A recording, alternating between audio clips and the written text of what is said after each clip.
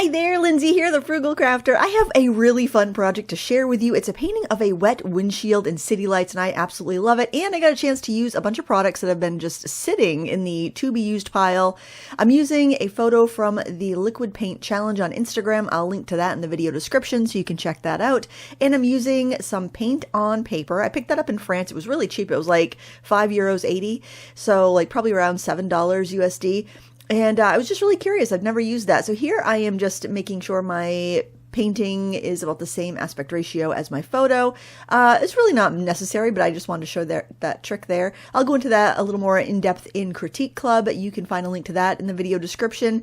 And for $7 a month, you can enjoy over 150 real-time multimedia art tutorials. And I post 2 new ones every month along with a creative prompt. And you have access to everything as a paid member. And it's all in real time, live narrated. But the time lapse here, so you can kind of see what you're getting into. And you can also see the process in case you just want to take a stab at it for yourself.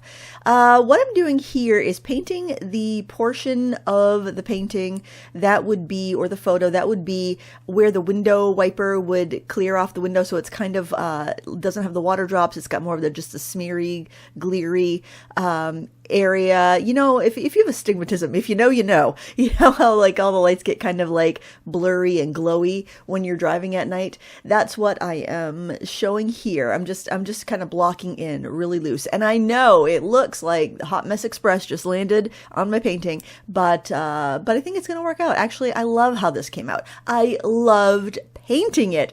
I'm talking fast because I'm so excited to share this, and I had an absolute ball. This little tool here, I'm going to see if I can find it online. I picked it up, I think at Joann's in the stamping section. It's called the brush stick. There was another product by, I think it was Lowell Cornell, called a berry maker. Very similar product. It's like a foam, like a little foam pouncer type blendy product. You could use a Q-tip or an eraser. That will work just fine, like a pencil eraser, I mean. But that was just such a neat little thing. And then with gouache, it's great because you can just kind of rinse it and squeeze out the water and let it dry and use it again. I'll see if I can find those though. I think Sukaniko might make them, or I'm pretty sure. It's like a stamping product. Anyway, I'm just using brushes for the most part other than those little circles with the little stampy tool. I'm using a brush just to block in. I'm not trying to make anything look perfect. I'm just trying to, it's almost like an abstract. Honestly, looking at this reference photo, which link in the video description, it's like painting an abstract. And that's a little freeing. Honestly, you're just painting what you see. And then I'm taking a wet brush and just dragging it over like how the windshield wiper would go, just to smear things. And the key is to do it and leave it alone. Don't go back in there and start fussing with it. Don't do it. Don't do it. Just don't do it. I'm going to do it. I'm going to do it, but come on, don't do it. Let me be the voice of reason. Let me save you some time. Don't do it. Don't go back in. I'm going back in, but don't go back in. Don't do it. I don't know. You can tell me if it looks better when I'm back in or not. You having the time-lapse version of this. I always think it's useful to look at the time-lapse version after I've done it. So it's because sometimes you're like, oh yeah, that was just fine the way I had it. Why did I? But sometimes you don't know until you try it. I'd never painted anything like this before, so I was just super excited to give it a try. So what I'm trying to do up here is make the base for where my dewdrops are going to go. So I need this kind of a little bit of light, a little bit of color, but I need a fairly blended surface up there because it's going to have some really crisp, detailed areas. So I'm using this dry watercolor wash brush to just buff out the brush strokes in the surface. I really liked how that worked. It's got to be a dry brush. Any dry mop brush is going to be fine for that. Just really soft, really dry. This paper worked out fine, but to be honest, I think I could have painted on cardstock. It's a very cardstock-like paper. The pack of paint on paper by Clairefontaine that I'm using had a variety of different colors and surfaces. I think it's like 5 different surfaces, textures, and 5 different colors. It was a neat little variety pack. It was cheap enough, so I decided to take a chance. I've heard really great things about Clairefontaine paper. We don't see it too often here in the United States, and hey, when in France, you pick up some interesting art supplies, right? Okay, I said don't go back in, but you do have to go back in to get these little glowing orbs of color. So you do have to go back in. But after this, you don't need to go back into the bottom part. And yes, I'm going to go back into the bottom part, but it's not necessary. I think like the bottom part there actually looks fine. Honestly, I think in a lot of cases, less is more to give the impression of what you're trying to give. But anyway, I want to intensify some of the colors. I want to make them really glowy on the black background. The paint I'm using is by Utrecht. I picked it up at Blick in New Jersey this summer when I went to do that trade show for the Colored Pencil Society for Derwent.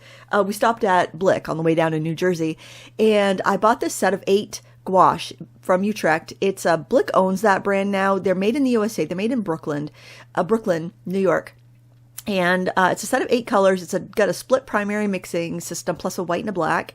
And I absolutely loved painting with this. It was just fantastic. I'm using the black because it's actually a little bit darker than the black paper to draw in some of the water drops to get those really crisp, dark colors. The black is super crisp, super black. The white is very opaque, beautiful.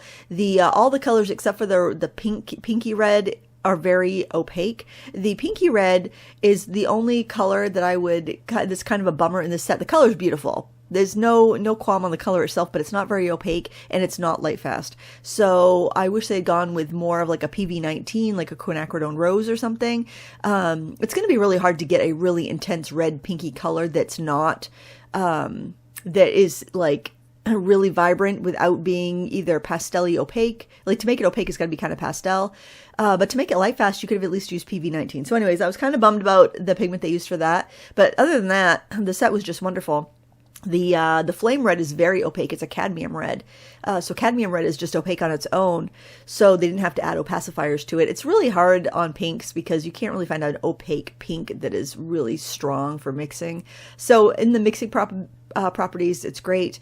As far as the light fastness, only that color is an issue, but it was a really good deal. I think it was on sale when I bought it at Blick in New Jersey. I think I paid around $43 for it. It's on sale on Blick for $51 right now, which I still think is a very fair price because if you bought all the colors open stock, it would be around $70. So even if you had to get a new cool red, it's still cheaper to buy the set. And it's a beautiful gift set. Honestly, that's going to go into the gift guide. I decided like last minute, I got to put that in the gift guide because it is that good. I will definitely try some other colors of this as I work through my gouache stash, which is a little massive at the moment. I have no business buying more gouache. But the line of colors there's only 24 colors. They range in price between $7.55 and like $11.60 or something. Very affordable for 14 ml tubes. Highly recommend. I was so thrilled to be painting this subject with these paints on this paper. Everything just worked out great. Paper, honestly, I wouldn't go out of your way to find that paint on paper, but it's not bad. It does the trick. I've only used this one color out of the whole pack. So, this is not a thorough review of the paper, but the tape did rip the border when I peeled it up and I had heated it first. So that usually doesn't happen. So, and it's not a very sticky tape. So, I don't know about the paper. It's fine. It's fine for gouache. I don't know. Jury's still out. Anyway, I'm going in with that flame red. I mixed the flame red with a little bit of the rose to get it a little bit more of a neutral, bright red. And I went in and put some of the reflections on the highlights. There's so much color in this photograph. It is unreal. It's so beautiful.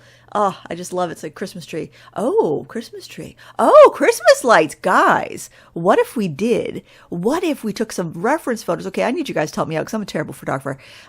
We need to take some photos of Christmas lights and then do a painting on black paper with gouache with Christmas lights. How pretty would that be? Oh my gosh. Next year's hand painted holiday. I did just add some new stuff into hand painted holiday, by the way. If you're enrolled in that class, you can find that already up in the class. If you want to be enrolled in it, but you're not yet, I'm relaunching it at 50% off. So you can go snag it and take part of the fun. And then you have access to all the past projects and all future projects. So, I like to add stuff to that class every year, just kind of a little Christmas gift to those who already bought.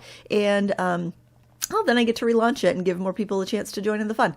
So I'll link that down below too, as well as the link to Critique Club, which is all different stuff from any other classes. So yeah, I just love to create, and I have all these little places I could put stuff. So yay, hooray for me.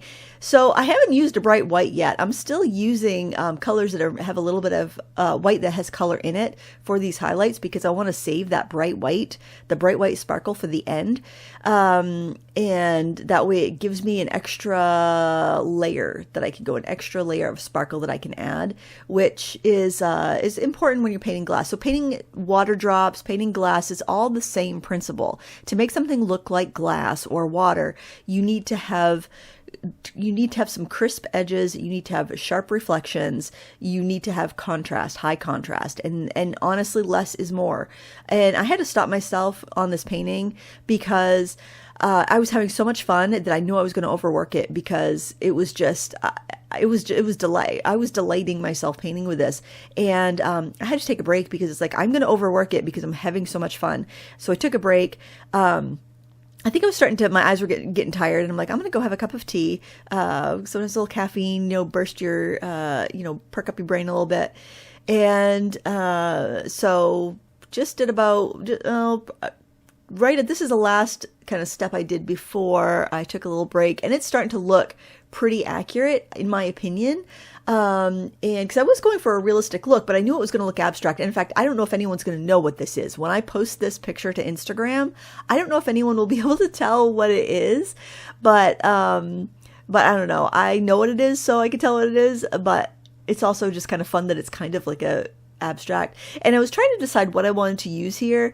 I was thinking about using acrylics, but then I thought, I think gouache will be great. Plus gouache has that nice matte finish. Now this is where I took a break. This is where I came back. And now I'm going in with a really fine lining brush, just a Dynasty fine liner, and in white.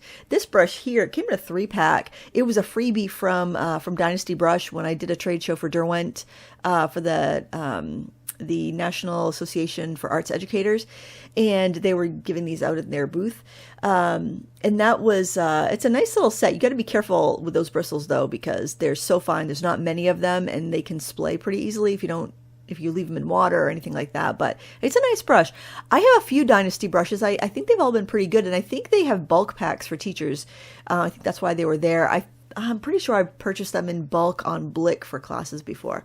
So I'm just kind of dotting in those sharp, bright highlights. And honestly, at this point, I'm kind of like, ooh, I'm kind of feeling like I might be gilding the lily a bit. I might be going a little overboard.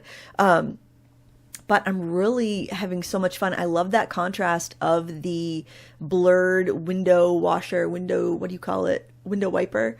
What do you call it? Window wiper? That's what it's called, right? It's funny, those words you've said your whole entire life, and then you've thought about all your entire life. It's just an everyday thing, but when you say it out loud, windshield wiper, that's what it's called. It's like, no, that doesn't sound right. But yeah, I'm enjoying watching this come together. Honestly, I enjoyed painting it, and I'm enjoying telling you about it, because boy, was it fun. It was so fun. I want to find some more reference photos like this, I think, because I could see a series happening, maybe larger, maybe on like maybe with a acrylic on, or acrylic gouache on a wood panel, because I think you'd want a smooth surface for this to make it, to really sell that glassy look. And then can you imagine putting a gloss varnish on it? Actually you could use any acrylics really, because if you're going to gloss varnish it anyway, but acrylic gouache is such a matte finish. It's got such a leveling finish that I think you'd want this to have a pretty smooth finish if you're going to varnish it. So you kind of get that whole, fool the eye look. Oh, when I was taking a break, I also swatched out the colors on the bottom of my paper, because I had a little paper left there, and they had dried in my palette, and I swatched them from dry, and look how opaque they are. So these may end up in my Studio Gouache palette, especially since most of them are single pigment and light fast colors. The only one that didn't have a light fastness rating of 1 was the rose color. It's a beautiful color. It's such a bummer. I wish they had formulated that color with a PV19 or a PR 122 magenta would have been fine. Magenta would have worked great. Why didn't they use that? I don't know. I don't run the world. Come on, Utrecht, tell me why. Because other than that, your gouache is chef's kiss. It's affordable.